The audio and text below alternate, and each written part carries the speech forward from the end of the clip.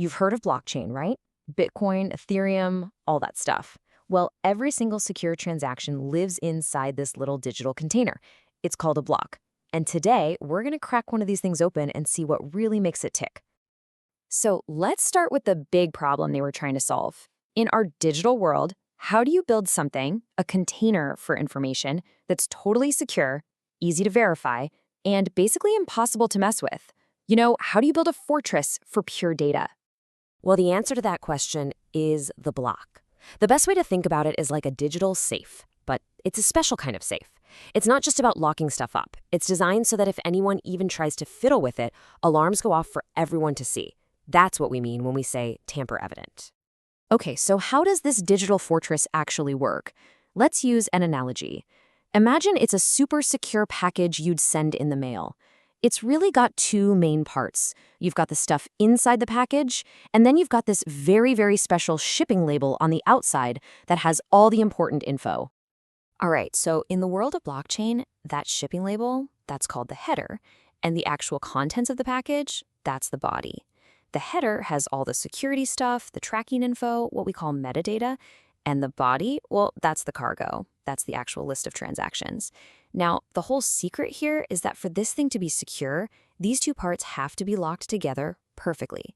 Let's dig into how they do that. Okay, let's start with that shipping label, the header. Its main job is to create a unique identity, kind of like a digital fingerprint for the specific block. And this is the really important part, its other job is to link it securely to every single block that came before it. And right away, that brings up a huge question, doesn't it?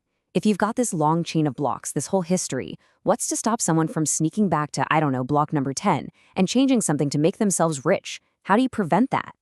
The solution is, honestly, pretty genius. It's something called the previous hash.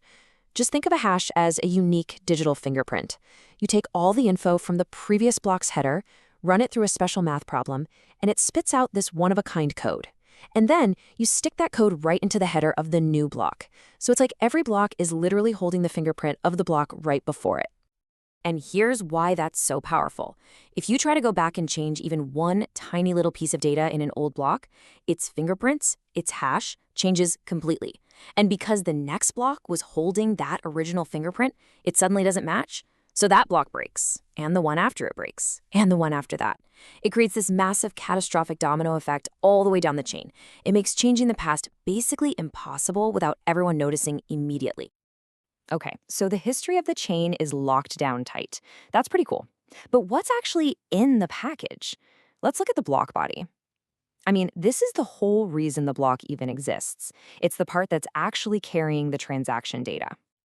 So, when you look inside the body, you're going to find two main things.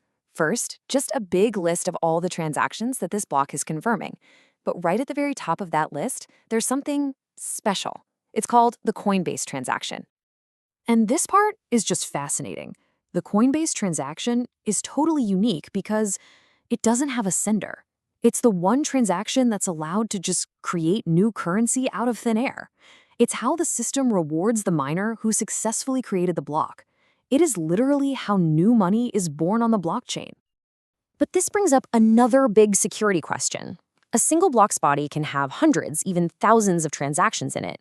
How can you be 100% sure that nobody has snuck in and tweaked one of them after the fact? I mean, checking them all one by one would take forever. It's just not practical. So, you need a way to summarize and seal all of those transactions at once, and then link that seal back to the header. This is the magic step. This is how our shipping label and our cargo get locked together into one single, unbreakable unit.